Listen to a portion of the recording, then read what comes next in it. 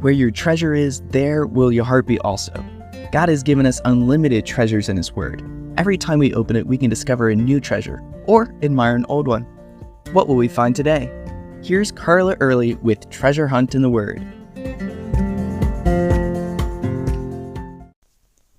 My son's girlfriend lives way out in the country, so when he takes her home, they like to loiter out by her gate, gazing at the stars.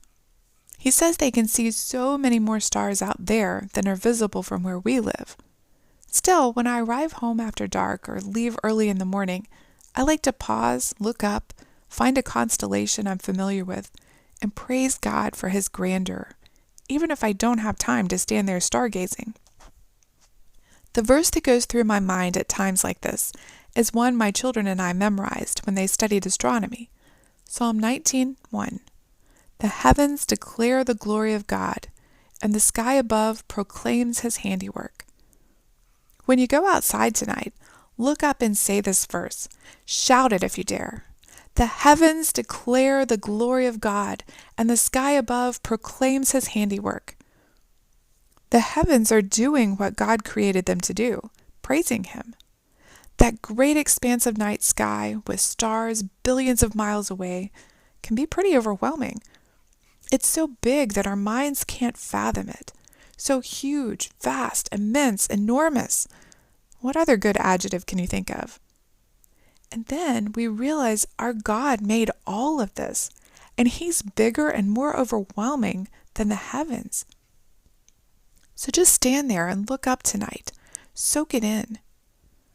Yet this God who made the heavens and all their majesty is also the God of detail. Have you ever watched an anthill? Or looked at all the amazing life in a drop of water under a microscope? Or analyzed a leaf? God designed these down to the tiniest cell. We're still finding out things about cells and microorganisms that are too much for our tiny human brains to comprehend.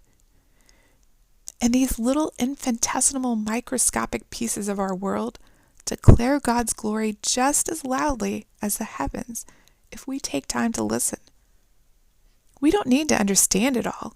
We just need to observe the world around us and worship God because of what we see. All of these created things work so perfectly together. They're doing what God created them to do, glorifying God and pointing us to Him. The question is, are we doing what we were created to do? We were also created to glorify God and point others to Him. Are we doing that? Does being around you make your friends, family, and coworkers glorify God? Do you point them to Him? In the Sermon on the Mount, Jesus talks to us about being salt and light, putting our lamp on a lampstand for all to see.